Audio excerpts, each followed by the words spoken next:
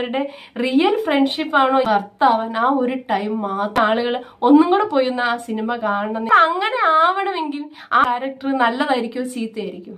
പറന്നടിച്ചാൽ അല്ലെങ്കിൽ കറങ്ങി അടിച്ചാൽ ഇതിനൊരു മാസമുണ്ട്, അതിനൊരു ക്ലാസ് ഉണ്ട്. സാധാരണ പ്രേക്ഷകരുടെ അഭിപ്രായമാണ് കേട്ടോ. നിങ്ങൾ മലയാള സിനിമ ഇഷ്ടപ്പെടുന്ന വ്യക്തിയാണോ? മലയാള സിനിമയുടെ ക്വാളിറ്റിയിൽ വിശ്വസിക്കുന്നുണ്ടോ?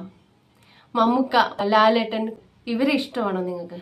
ലാലേട്ടനെ മമ്മൂക്കയും ഇഷ്ടപ്പെടുന്നവരും ലാലേട്ടനെ മമ്മൂക്കയും കഴിവിൽ വിശ്വസിക്കുന്നവരുമാണോ നിങ്ങൾ? എങ്കിൽ നിങ്ങൾ ധൈര്യമായിട്ട് പേട്രിയറ്റ് സിനിമയ്ക്ക് പോയിക്കോളൂ.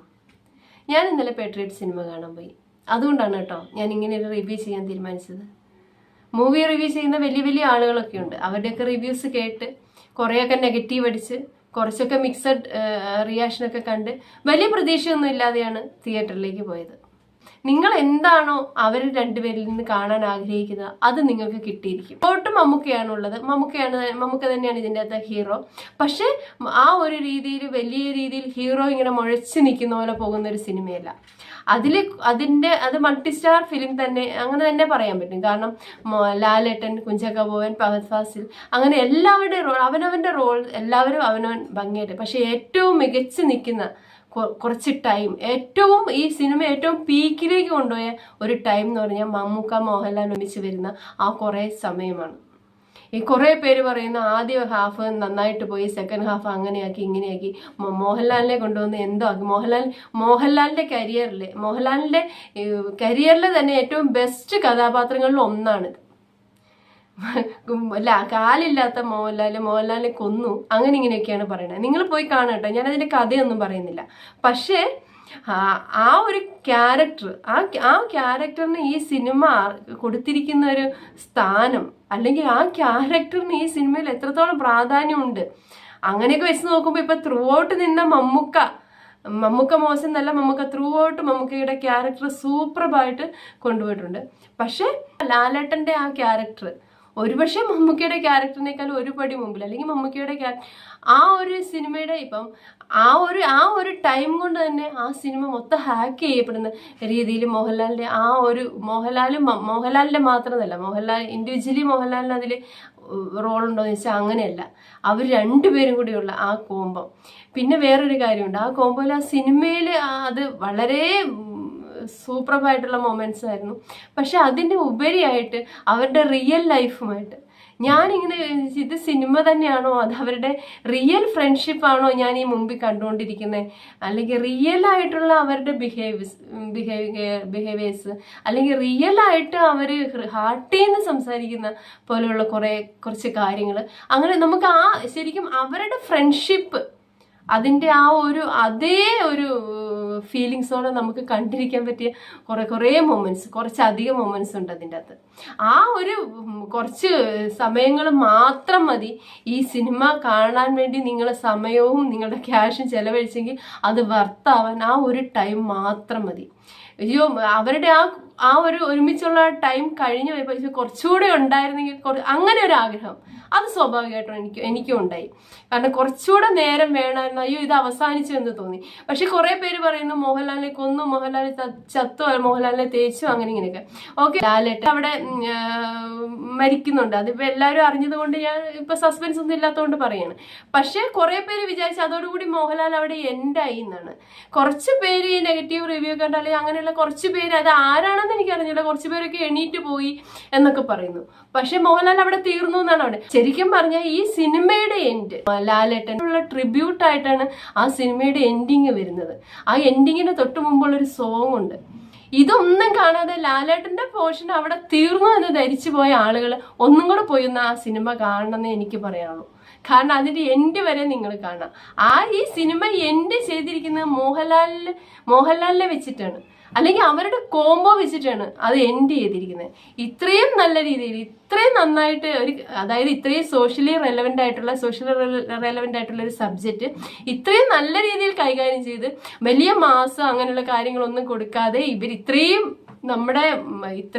ലെജൻഡ് ആയിട്ടുള്ള രണ്ട് ഹീറോസ് അവരുടെ ടൈം ഇത്രയും നല്ലൊരു സബ്ജക്റ്റിന് വേണ്ടി കൊടുത്ത്, അവരുടെ മാസം കാര്യങ്ങൾക്ക് ഉപരിയായി സബ്ജക്റ്റിന് പ്രാധാന്യം കൊടുത്ത്, പിന്നെ അതിലുപരിയായിട്ട് അവരുടെ ആക്ടിങ്, അവരുടെ ആ മൊമെന്റ്സ്, വലിയ മാസ് ഡയലോഗും കാര്യങ്ങളൊക്കെ എന്തിനാണ്, ചെറിയ ചെറിയ ഡയലോഗുകൾ മതി. അതിൽ ഓരോ വാക്കുകൾ അല്ലെങ്കിൽ അവർ പറയുന്ന ഓരോ ചെറിയ കാര്യങ്ങൾ, ആ ഓരോ ഡയലോഗിനും അത് നമ്മളെ ടച്ച് ചെയ്യുന്നുണ്ട്. ഏറ്റവും നമ്മളെ ടച്ച് ചെയ്യുന്ന ഒരു കഥാപാത്രം, അല്ലെങ്കിൽ ഈ സിനിമയിൽ ഏറ്റവും ഇപ്പൊ ഈ സിനിമയിൽ മമ്മൂക്കയെ പോലും അതായത് സ്വാധീനിക്കുന്ന ഒരു കഥാപാത്രത്തെ അത്രയ്ക്കും ബ്രില്യന്റ്, അത്രയ്ക്കും നല്ലൊരു വേഷമാണ് മോഹൻലാലിനെ കൊടുത്തിരിക്കുന്നത്. ഇത് എന്തുകൊണ്ടാണ് ആളുകൾക്ക് മനസ്സിലാവാതെ പോകുന്നത്? അല്ലെങ്കിൽ കുറെ പേര് പറയുന്ന മോഹൻലാൽ ഫാൻസിനാണ് ഇഷ്ടപ്പെടാത്തതെന്ന്.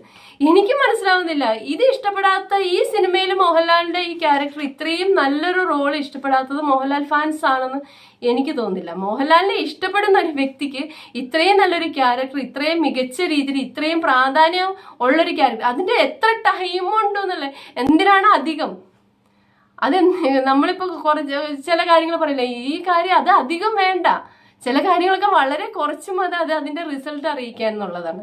അതുപോലെയാണ് ഇപ്പൊ ത്രൂ ഔട്ട് ആ സിനിമയിൽ ഉണ്ടായില്ല എന്നുള്ളൊരു കുറവ് മാത്രമേ ലാലേട്ടനത്തിലുള്ളൂ. പക്ഷെ ആ ഉള്ള ടൈം അതായിരുന്നു ആ സിനിമയുടെ പീക്ക് പോയിന്റ്. മമ്മൂക്കയുടെ റോള് വളരെ നീറ്റായിട്ട് വളരെ ഗ്രേറ്റ് ആയിട്ട് കംപ്ലീറ്റ് ചെയ്തിരിക്കുന്നതാണ്. പക്ഷെ അതിന് ആ ഒരു സിനിമയിൽ ഏറ്റവും പീക്കായിട്ടുള്ള മൊമെന്റ്സ് അവർ രണ്ടുപേരും കൂടെയുള്ള ആ മൊമെന്റ്സ്, ആ മോഹൻലാൽ വന്നിരിക്കുന്ന ആ ടൈമാണ്. അപ്പോൾ അങ്ങനെ ആവണമെങ്കിൽ ആ മോഹൻലാലിന്റെ ക്യാരക്ടർ നല്ലതായിരിക്കുമോ ചീത്തയായിരിക്കുമോ? നിങ്ങൾ തന്നെ സ്വയം ഒന്ന് ചിന്തിച്ച് നോക്കി. ഈ നെഗറ്റീവ് പറയുന്നതിൽ ഞാൻ കുറേ നെഗറ്റീവും കുറേ ആളുകൾ റിവ്യൂ പറയുന്നതൊക്കെ കണ്ടു.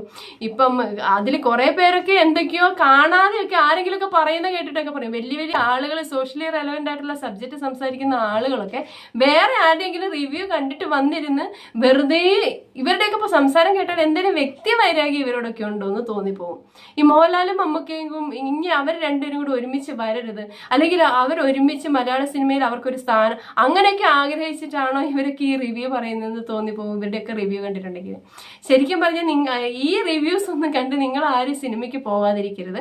അങ്ങനെ പോകാതിരുന്നാൽ അത് നിങ്ങൾക്ക് വലിയൊരു നഷ്ടം തന്നെയായിരിക്കും. നിങ്ങൾ എങ്ങനെയാണ് കാണാൻ ആഗ്രഹിക്കുന്നത് അങ്ങനെ തന്നെയാണ് അവരതിൻ്റെ അകത്തുള്ളത്. ആ സാറ്റിസ്ഫാക്ഷൻ നിങ്ങൾക്ക് 100% കിട്ടിയിരിക്കും. പിന്നെ ഇതിന്റെ സബ്ജക്റ്റ് എന്ന് പറഞ്ഞാൽ വളരെ സോഷ്യലി റെലവെന്റ് ആയിട്ടുള്ള സബ്ജക്റ്റ് ആണ്. അതിനെക്കുറിച്ച് ഒരുപാട് നമുക്ക് കുറെയൊക്കെ അവെയർ ആയിട്ടുള്ള സബ്ജക്റ്റ് ആണ്. ഓക്കെ, നമുക്ക് കുറച്ചൊക്കെ ധാരണയുള്ള സബ്ജക്റ്റ് ആണ്. പക്ഷെ അതിനെക്കുറിച്ച് കുറച്ചുകൂടെ കൂടുതൽ ബോധേഡായിട്ട് നമുക്ക് അത് ചെയ്യാൻ സാധിക്കും. പിന്നെ ഫഹദ് ഫാസിൽ, കുഞ്ചാക്കോ ബോബൻ എല്ലാവരും അവരവരുടെ റോള് ഭംഗിയായിട്ട് തന്നെ ചെയ്തു. പക്ഷെ ഏറ്റവും പരാതി വന്നിരിക്കുന്നത് ലാലേട്ടന് മികച്ച റോളല്ല അല്ലെങ്കിൽ അങ്ങനെയൊക്കെ പറഞ്ഞിട്ടാണല്ലോ. ആ ഒരു കാര്യം വെറുതെ പറയുന്നതാണ്. ഈ കുറെ പേര് പറയുന്നു മോഹൻലാൽ ഫാൻസ് ആണ് അങ്ങനെ പറയുന്നത്, അല്ലെങ്കിൽ കുറെ പേര്, എനിക്ക് തോന്നുന്നില്ല ഇത് മോഹൻലാൽ ഫാൻസ് ആണ് പറയുന്നത്, അല്ലെങ്കിൽ ഇവരെ രണ്ടുപേരും ശരിക്കും ഇഷ്ടപ്പെടുന്നവർ അങ്ങനെ പറയില്ല. ഇത് കുറച്ച് പേര് ഇവർ രണ്ടുപേരും ഒരുമിച്ച് വരാൻ പാടില്ല, അല്ലെങ്കിൽ ഇവരുടെ സൗഹൃദം ഇഷ്ടപ്പെടാത്തവരാണോ, ഇവരിനി സിനിമയിൽ ഉണ്ടാവരുതെന്ന് ആഗ്രഹിക്കുന്നവരാണോ, അതോ ഇനി ഇവർ കൈകാര്യം ചെയ്ത ആ സബ്ജക്റ്റ് എടുത്തത് കൊണ്ട് അങ്ങനെയുള്ള ആളുകൾക്ക് ഇഷ്ടപ്പെടാതെ പോയതാണോ? എങ്ങനെയാണെങ്കിലും ആരൊക്കെയോ ഇതിന്റെ പുറകിൽ പ്രവർത്തിക്കുന്നതിന്റെ ഫലമായിട്ടാണ് ഈ ഡീഗ്രേഡിങ് സോഷ്യൽ മീഡിയ നടക്കുന്നത് എന്ന് 100% ഉറപ്പിച്ചു പറയാം. അത് വേറെ ആരും പറയുന്നത് കേട്ടിട്ടോ വേറെ ആരുടെ അനുഭവത്തിൽ നിന്നല്ല. ഞാൻ സിനിമ പോയി കണ്ട വ്യക്തിയാണ്. എൻ്റെ അഭിപ്രായത്തിൽ ഒരു സാധാരണ പ്രേക്ഷക എന്നുള്ള രീതിയിൽ വലിയ വലിയ റിവ്യൂ ഒന്നും പറയാൻ അറിഞ്ഞുകൂടാ, ഒരു സാധാരണ പ്രേക്ഷകയുടെ അഭിപ്രായമാണ് കേട്ടോ ഞാൻ പറഞ്ഞതെന്ന് പറഞ്ഞാൽ എനിക്ക് എൻ്റെ അഭിപ്രായമാണ്. ഓക്കെ, എനിക്ക് ഇത്രയും നന്നായിട്ട് ഇഷ്ടപ്പെട്ട് എനിക്ക് ഇങ്ങനെയൊക്കെ ഫീൽ ചെയ്തുകൊണ്ട് അത് തന്നെ നിങ്ങൾക്ക് ഫീൽ ചെയ്യണമെന്നില്ല. പക്ഷെ ഈ റിവ്യൂവേഴ്സ് പറഞ്ഞ ഈ കാര്യങ്ങളെല്ലാം എൻ്റെ അഭിപ്രായത്തിൽ തെറ്റാണ്. നിങ്ങൾ പോയി കാണാം. പിന്നെ വലിയ മാസ് അടി ഇടി ഇവരൊക്കെ പറന്നടിച്ചാൽ അല്ലെങ്കിൽ കറങ്ങി അടിച്ചാൽ അല്ലെങ്കിൽ അങ്ങനെയൊക്കെ പോയാലേ മാസ് ആവുള്ളൂ, അങ്ങനെ ആയാലേ അവർ ഹീറോ ആവുള്ളൂ എന്ന് വിചാരിച്ച് ആരെങ്കിലും ഇരിക്കുന്നുണ്ടെങ്കിൽ അവർക്ക് നിരാശയായിരിക്കും. അവരങ്ങനെ ചെയ്താലേ അവരുടെ ക്വാളിറ്റി, അവരുടെ പെർഫോമൻസ് ഇതാവുള്ളൂ, അവർ ബെസ്റ്റ് ആവുള്ളൂ എന്ന് ചിന്തിക്കുന്നത് വളരെ തെറ്റായ കാര്യമാണ്. ഇങ്ങനെ അഭിനയിച്ചും അവർക്ക് ഏറ്റവും മികച്ചതായി ചെയ്യാൻ സാധിക്കുമെന്നല്ലേ നമ്മൾ നോക്കേണ്ടത്.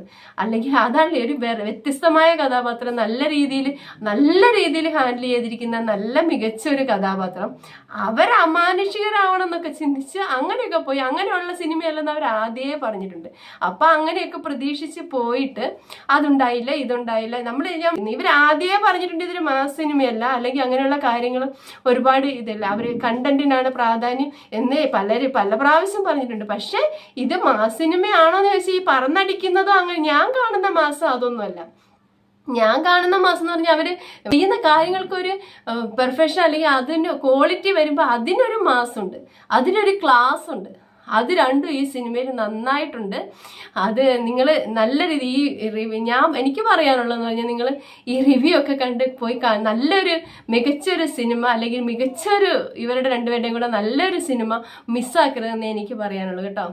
നിങ്ങൾ ഈ സിനിമ കാണാൻ പോവുകയാണെങ്കിൽ സിനിമ കണ്ടിട്ട് അല്ലെങ്കിൽ കണ്ടവരാണെങ്കിൽ നിങ്ങളുടെ അഭിപ്രായം രേഖപ്പെടുത്താൻ കേട്ടോ. നിങ്ങൾക്ക് എൻ്റെ ചാനൽ ഇഷ്ടപ്പെടുകയാണെങ്കിൽ ഒന്ന് സബ്സ്ക്രൈബ് ചെയ്ത് സപ്പോർട്ട് ചെയ്യണേ. Thank you.